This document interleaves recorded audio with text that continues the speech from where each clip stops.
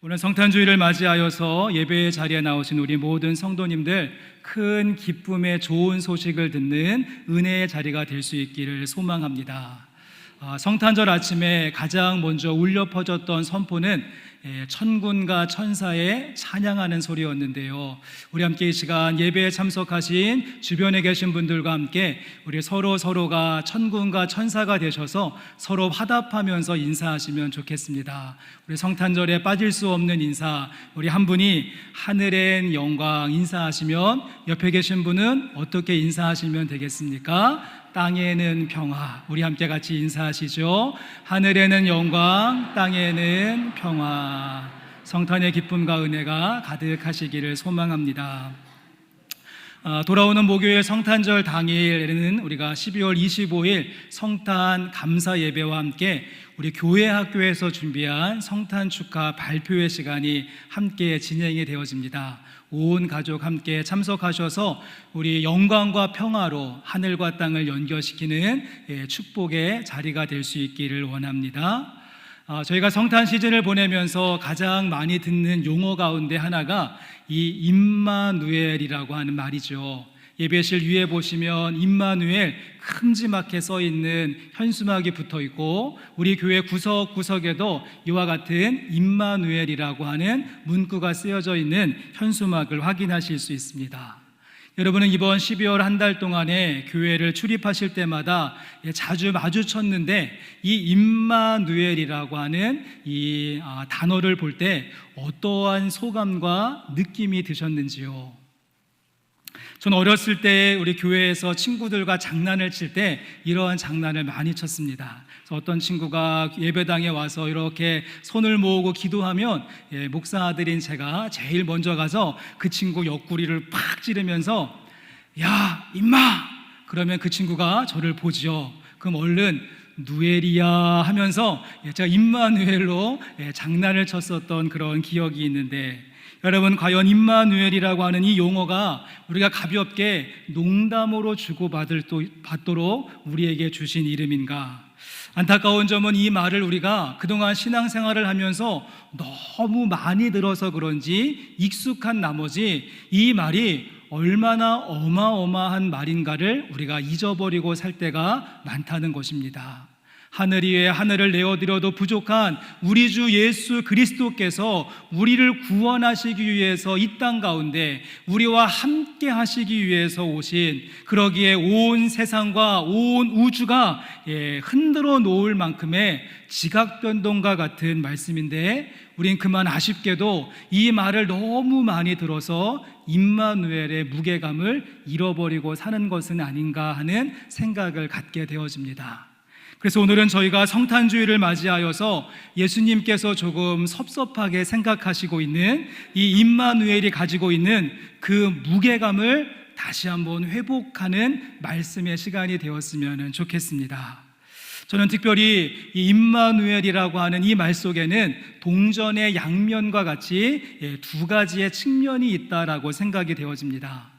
500원짜리 동전을 보시면 한쪽에는 이 날아가는 두루미 학 그림이 있고 반대쪽에는 액면가 500이라고 하는 숫자가 쓰여져 있는 것처럼 우리와 함께 하신다라고 하는 임마누엘의 말 속에도요 두 가지의 서로 상반된 측면이 있음을 보게 됩니다.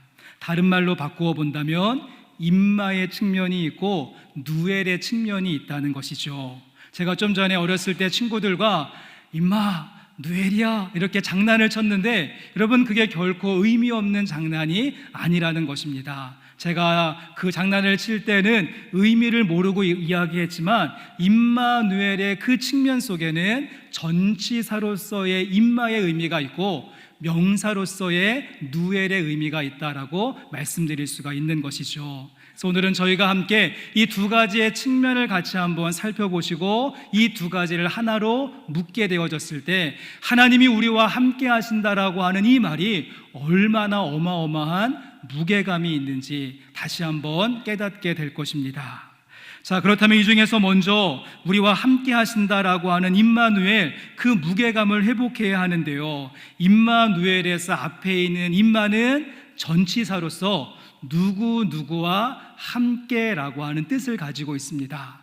우리 주님께서 이 땅에 오신 것 너무도 명확하고 분명한 목적이 있는데 저와 여러분과 함께 하시기 위해서 이 땅 가운데 오신 날이 성탄절의 진정한 의미가 되어집니다. 여러분, 이러한 사실이 우리에게 참 은혜가 되어지는 이유는 무엇인가 하면, 임마누엘의 예수님이 오시기 전까지만 해도 인간이 하나님을 볼 때 하나님은 우리와 너무도 멀리 계시는 분이셨고 너무도 높이 계시는 분이셨습니다. 생각해 보시면 여러분, 거인이 아무리 다정하고 부드럽게 말해도 그 목소리가 천둥 같은 소리로 들리기 때문에 간담이 서늘해질 수밖에 없고, 그 존재가 너무 크기 때문에 본의 아니게 두려움을 느낄 수밖에 없는 것 아니겠습니까? 그래서 구약의 말씀에 보시면 하나님께서 사람들에게 나타나시고 임재하실 때마다 이것이 늘 애로사항이 되었고 문제가 되어졌습니다. 예를 들어 본다면 하나님께서 이제 시내산에 강림하셔서 말씀하시는데요, 그 모습이 어떠했습니까? 마치 지진과 같이 땅이 진동하고 연기가 피어오르고 땅이 울림으로 말미암아 이스라엘 백성들이 공포에 질려 바닥에 완전히 납작하게 엎드려져서 감히 고개도 들 수 없는 그러한 모습. 그러기에 하나님께서 인간들에게 나타나시고 말씀하실 때마다 하나님은 습관처럼 두려워하지 말라, 무서워하지 말라, 나는 너의 하나님이다, 미리미리 주의를 환기시키고 오셨음에도 불구하고 그 모습은 너무도 큰 모습이었기 때문에 우리 인간들은 하나님의 임재하심을 감당해낼 수가 없었습니다. 그래서 이러한 의미에서 하나님이 택하신 방법은 무엇인가 하면, 우리와 더 가까이 계시기 위하여서 하늘 보좌를 버리시고 오히려 종의 형체, 인간의 모습으로 이 땅 가운데 오시기로 작정한 것이고, 낮아진 모습으로 오시되 가장 작고 작은 아기의 모습으로, 그것도 비천한 마국간에 오심으로 말미암아 누구든지 주님 앞으로 나올 수 있는 길을 열어주셨는데, 그 의미가 우리와 함께 하신다, 임마누엘의 의미이고 우리가 함께 지키는 성탄절의 본질이 되는 줄로 믿습니다. 이러한 모습을 요한복음 말씀은요, 말씀이 육신이 되어 우리 가운데 거하시매라고 하는 신학적인 표현을 쓰게 되어집니다. 여기에서 거하시매라고 하는 말의 원어의 뜻은 제가 한번 말씀을 드렸습니다. 텐트를 치다, 장막을 치다, 그런 의미가 있습니다. 예수님은 우리 가운데 오시는데 잠깐 거쳐 지나가시는 손님 같은 모습으로 오시는 것이 아니라 아예 우리의 삶에 텐트를 치시고 장막을 치시는 그러한 마음을 가지고 우리와 함께 먹고 우리와 함께 울고 우리와 함께 웃으시고 우리와 함께 주무시기 위해서 이 땅 가운데 오신 임마누엘의 은혜가 우리 가운데 함께하고 있습니다.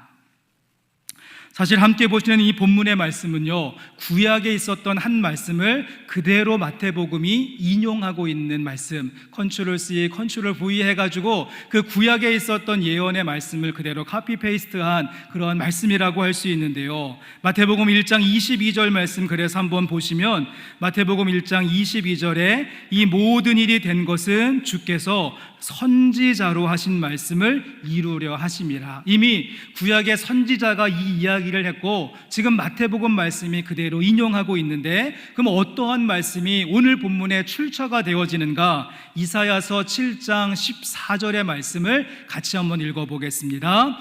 그러므로 주께서 친히 징조를 너희에게 주실 것이라. 보라, 처녀가 잉태하여 아들을 낳을 것이요 그의 이름을 임마누엘이라 하리라. 이사야 말씀 가운데 이미 선포되었고 이 구약의 말씀이 오늘 예수님을 통하여서 이루어지고 성취되어지는 모습, 그러기에 이 말씀이 최초로 선포되어졌던 이사야 시대의 모습을 한번 생각해 보십시오.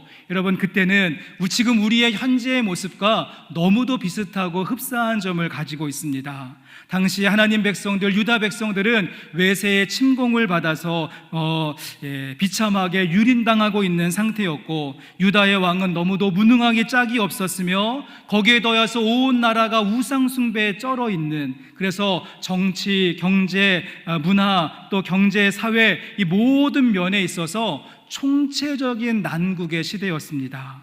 그런 험난한 시대 가운데 하나님은 이사야를 통하여서 소망의 메시지를 주시는데, 임마누엘, 내가 이스라엘과 함께한다, 너희를 버리지 않겠다, 너희를 다시 세워서 하나님의 일을 시키겠다라고 하는 소망의 메시지가 담겨져 있습니다. 그런데 이렇게 하나님의 말씀이 이사야를 통하여 선포되었음에도 불구하고 그 나라의 왕이었던 아하스 왕부터 시작하여서 그 말을 믿으려고 하지 않는 모습, 그래서 답답함을 느꼈던 이사야가 아하스 왕을 찾아가서, 왕이시여, 그렇다면 그렇게 하나님 말씀 믿지 않는데 그러면 처녀가 잉태하여 아들을 낳는다라고 한다면, 처녀가 잉태하여 아들을 낳는 모습을 본다면 좀 하나님 말씀 믿으시겠습니까? 그래서 임마누엘이라고 하는 말이 나오게 되어졌습니다.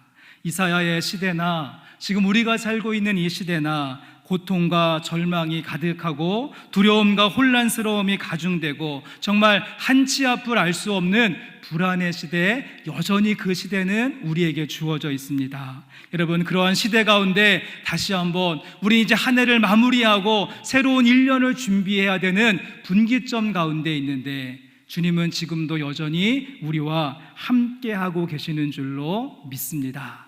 그러게 임마누엘은 편안하고 그리고 풍성한 시대 태평성대를 누리라고 주신 말씀이 아니라 어둡고 답답하고 침울하고 앞이 보이지 않고 겨우겨우 버티고 있는 주의 백성들에게 위로의 이름으로, 소망의 이름으로, 약속의 이름으로 주어졌습니다. 저는 개인적으로 생각하기를요, 제 인생 가운데, 저의 인생 가운데 이 고난과 역경이라고 하는 비가 막 내리면 저는 예수님께서 저의 그런 삶 가운데 찾아오셔서 우산을 펼쳐주시면서 비를 맞지 않게 하시거나 아니면 그 비가 오는 날씨를 조금 바꾸셔서 맑은 날로 바꾸어 주시는 분이 예수님이 아닌가, 그렇게 생각을 했고요. 그래서 그렇게 하지 아니하실 때마다, 아이고 하나님, 예수님, 이게 뭡니까? 지금 저 비 맞고 있는 것 안 보이세요? 제가 답답해하고 불평한 적이 참 많았습니다. 하지만 지금까지의 제 인생을 쭉 다시 한번 추억하고 돌아보았을 때 제가 만나고 체험했던 예수님은 만화의 히어로처럼 짠 하고 나타나셔서 우산을 씌워주시거나 그 비 내리는 날씨를 다른 날씨로 바꾸고 교체해 주시는 분이 아니라 고난의 비를 맞고 있는 저에게 찾아오셔서 묵묵히 그 비를 함께 흠뻑 맞아주시는 분이 예수님이셨음을 고백하게 되어집니다. 예수님은 저 높은 곳에 군림하시는 분이 아니라, 우리가 멀리 떨어진 곳에서 팔짱 끼시고 지시하시는 분이 아니라 그냥 묵묵히 우리와 함께 그 비 내리는 그 거리를 걸어가시면서 나도 한다, 나도 한다 격려하시고 위로하시는 임마누엘의 주님이 되시는 줄로 믿습니다. 성도 여러분, 그러기에 세상에서 제일 맛있는 라면이 어떠한 라면인지 아십니까? 제일 맛있는 라면, 우리 그리스도인들에게 제일 맛있는 라면은 진라면도 맛있고 신라면도 맛있고 삼양라면도 맛있지만 우리에게는요, 주와 함께 라면, 주와 함께 라면, 슈퍼에서 팔지 않습니다. 주와 함께 라면, 썰렁하신가요? 우리 주와 함께 라면 가난해도 좋아, 주와 함께 라면 병들어도 좋아. 성도 여러분, 성탄 시즌에 라면이 잘 어울리지는 않지만 우리 임마누엘 냄비에서 끓여내고 있는 이 주와 함께라면 한 그릇 뚝딱 하시고 새 힘을 얻는 은혜가 우리 가운데 있기를 소망합니다.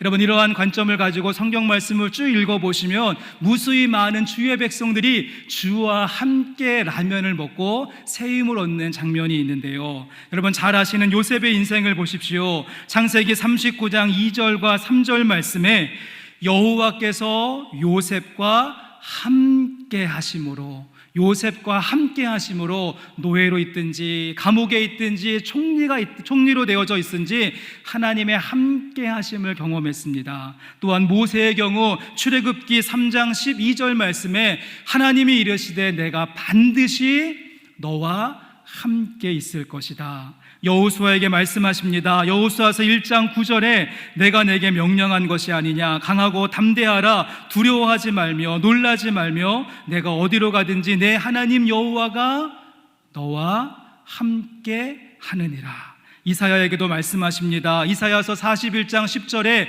두려워하지 말라. 내가 너와 함께 함이라. 사도 바울에게는 사도행전 18장 10절에 내가 너와 함께 있음에 어떠한 사람도 너를 대적하지 못할 것이다. 여러분, 무수히 많은 주의 백성들이, 요셉이, 모세가, 여호수아가, 이사야가, 사도 바울이 주와 함께라면 그 한 그릇 먹고 새 힘을 얻었는데 이제 우리의 차례가 되어졌습니다.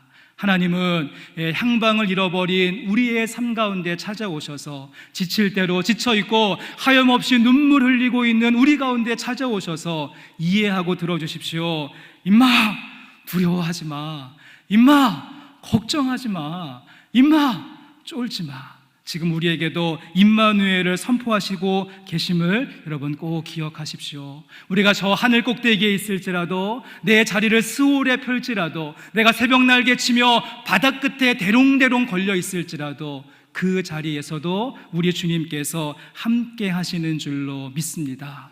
그래서 18세기 영국에서 감리교 운동을 펼쳤던 존 웨슬리는 이제 모든 사명을 마치고 그의 유언과 같은 말로 이러한 말을 남겼습니다. 세상에서 가장 좋은 것은 하나님이 우리와 함께 하시는 것입니다.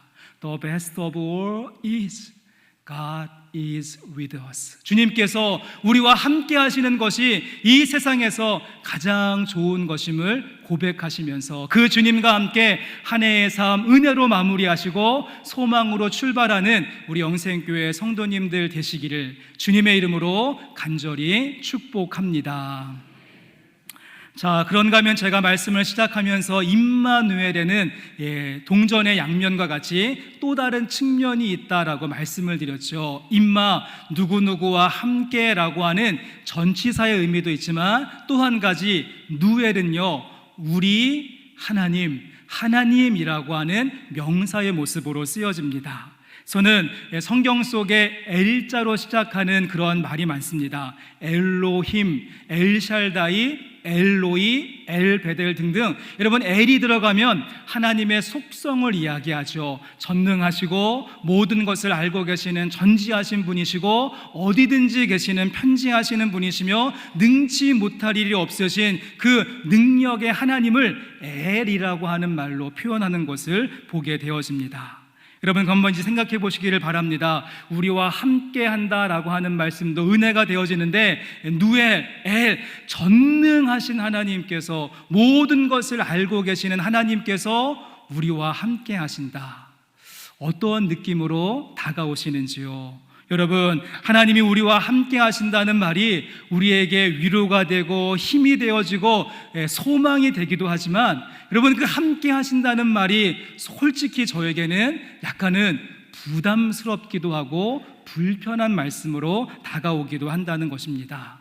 무슨 말인가 하면, 여러분 생각해 보시면 모든 것을 알고 계시고 모든 것을 보고 계시고 어디든지 계시는 그 하나님께서 여러분의 24시간 365일 여러분과 함께 하고 있다 생각해 보신다면, 여러분 항상 우리에게 은혜와 또 소망만 되는 것이 아니라 조금은 불편함과 또 부담스러움으로 다가올 수 있지 않을까. 여러분, 하나님 말고요, 여러분이 그토록 저를 좋아하시는 거 제가 다 알고 있는데, 여러분, 제가 여러분의 삶 속에 찾아가서는 여러분의 365일 24시간의 모든 시간을 제가 다 여러분의 모습을 이렇게 제가 보고 있다라고 한다면, 그리고 제가 이렇게 이쁜 짓 하면서 여러분을 계속해서 따라다닌다라고 한다면, 여러분이 회사에서 후배 직원들에게 하는 그 말들, 여러분이 그 가정에서 이루어지고 있는 모든 일들, 여러분이 퇴근하고 회식하는 그 자리까지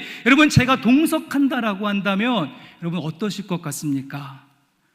제가 정말 징글징글하고 짜증스럽지 않으시겠습니까?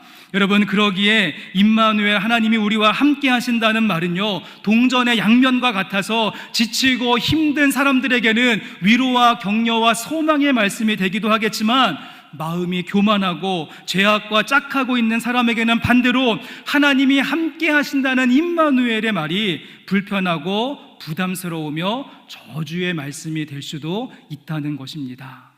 여러분, 저도 그랬습니다.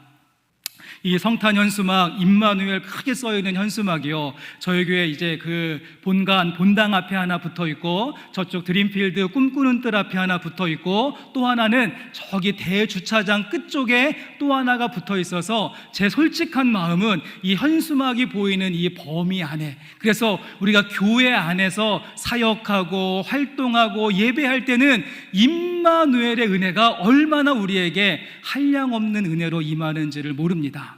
그런데 여러분, 꿈꾸는 뜰 바로 뒤에 있는 아파트, 까치샘 아파트가 제가 살고 있는 집인데, 제 솔직한 마음은 하나님, 여기 안에만 가만히 계시고 그 담 넘어서 까치샘 아파트에 있는 임마누엘로 오지 마십시오.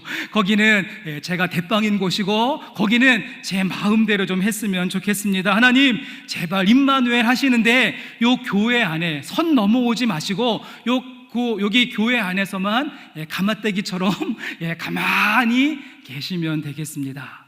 솔직한 우리들의 마음이 아닐까요? 여러분, 하지만 진정한 임마누엘은요, 임마를 넘어서 누엘을 통하여서 완성되어집니다. 하나님이 우리와 함께 하신다, 달콤하고 폭신폭신한 말씀에 우리가 힘을 얻을 뿐만 아니라 그 주님께서 우리의 모든 것을 지금 보고 계시고 감찰하고 계신다라고 하는 코람데오의 정신을 가지고 하나님이 함께 하시기 때문에 이제부터는 내 삶의 태도가 바뀌어야 되고 내 결정이 새로워져야 되고, 내가 이렇게 대충 믿으면 안 되겠구나, 내가 이러다가는 망할 수도 있겠구나, 우리가 불편함을 느끼면서 뉘우치고 깨우치고 우리의 삶을 바꾸어내고 내 인생을 뒤집어 살아가는 전복의 역사도 임마누엘을 통하여서 나타날 수 있어야 한다는 것입니다. 나인덕 시인의 말을 한번 빌려본다면, 하나님이 함께 하신다, 이 임마누엘의 말이 방향을 잃어버린 누군가에게는 다시 한번 그 바람을 이용하여서 힘있게 바람 타고 또 파도를 타고 나갈 수 있는 돛과 같은 말씀이 될 수도 있겠지만, 또 누군가에게는 잘못된 길을 가고 있는 사람에게는 그 걸음을 멈추고 그 걸음을 새롭게 할 수 있도록 걸려 넘어지게 하는 덫과 같은 것이 될 수도 있다는 것이죠. 여러분의 삶 속에 임마누엘, 하나님이 우리와 함께 하신다는 것이 여러분의 삶을 인도하는 돛과 같은 말씀인지, 아니면 여러분의 걸음을 멈추게 하고 새로운 삶을 결단하게 하는 덫과 같은 말씀인지 고민해 보실 수 있기를 바랍니다.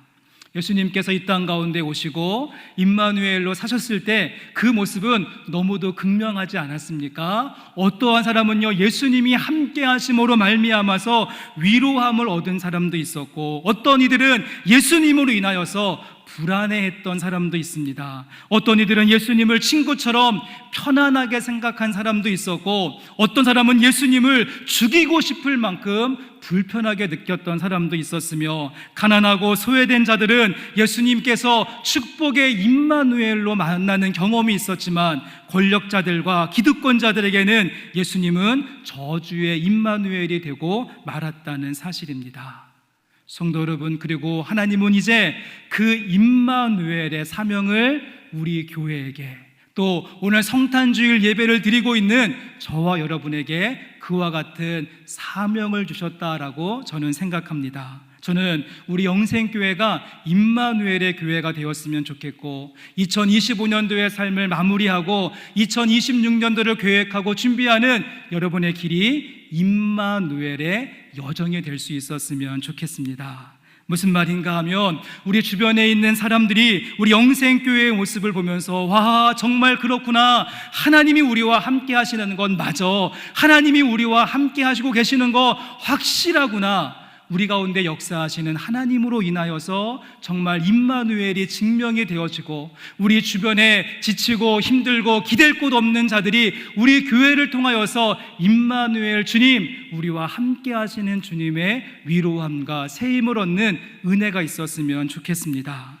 또한 동시에 어떤 이들은 우리 교회가 불편한 존재와 같이 느껴지는 모습, 그냥 대충 살면 되는데 내가 저 영생교회 성도들 때문에 내가 양심을 지킬 수밖에 없고, 저 성도들, 저 교인들 저렇게 정의롭게 저렇게 맑고 밝게 사는 모습을 보니까 나 이렇게 살다가는 정말 망하겠구나. 그들이 두렵고 떨림으로 불편한 마음을 가지고 그들의 걸음을 바꾸어 낼 수 있도록 인도하는 임마누엘의 사명이 우리 가운데 주어졌다는 것입니다.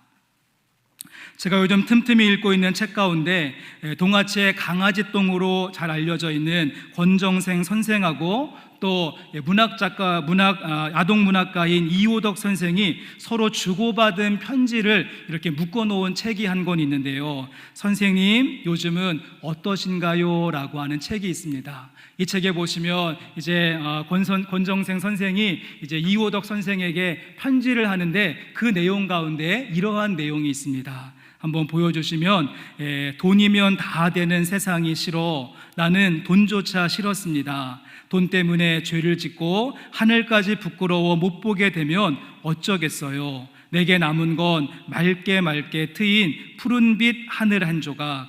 이호덕 선생님, 하늘을 쳐다볼 수 있는 떳떳함만 지녔다면 병신이라도 좋겠습니다. 양복을 입지 못해도, 장가를 가지 못해도, 친구가 없어도, 새끼 보리밥을 먹고 살아도 나는 종달새처럼 노래하겠습니다 라고 하는 편지를 주고받는데, 전 이 두 분이 주고받는 편지와 글을 보면서 참 마음이 포근해지기도 했고, 또 한쪽 제 마음속에는요, 불편한 마음이 있었습니다. 너무도 맑은 두 분의 편지와 글 속에서 제 모든 모습이 비추어지는 것 같아서, 속물근성을 가지고 있는 저의 모습을 들킨 것 같아서 제가 마음이 불편했는데, 함께 예배하는 성도 여러분, 우리 그리스도인들이 세상에 이와 같은 존재가 되어야 하는 것이 아닐까요? 임마누엘 예수님처럼 존재 그 자체만으로 누군가에게는 정말 위로가 되어지고, 또 누군가에게는 불편함을 줄 수 있는 사명을 가지고 임마누엘의 신앙, 여러분의 삶을 통하여서 지키고 이루고 아름답게 완성해가는 우리 영생교회 성도님들 되시기를 주님의 이름으로 다시 한번 간절히 축복합니다. 이제 말씀을 마치겠습니다. 우리가 잘 부르는 찬송가는 아닌데, 찬송가 460장 뜻없이 무릎 꿇는이라고 하는 찬송가에 보시면 제가 참 좋아하는 구절이 하나 있습니다. 2절 가사에 이러한 가사가 있는데 한번 보여주시면 좋겠습니다. 약한 자 힘주시고 강한 자 바르게 라고 하는 찬송가의 구절이 있죠. 약한 자 힘주시고 강한 자 바르게. 전 이 찬송가의 가사가 임마누엘의 정신을 담고 있다. 임마의 모습과 누엘의 모습. 그래서 임마, 긍휼하신 하나님께서 함께 하시기에 약한 자, 우리 주님께서 힘주시고, 누엘, 전능하신 하나님께서 우리와 삶 가운데 함께 하시고 우리를 보고 계시기에 강한 자 바르게 할 수 있는 것이 임마누엘의 정신이요 신앙이라고 할 수 있는데, 함께 예배하는 성도 여러분,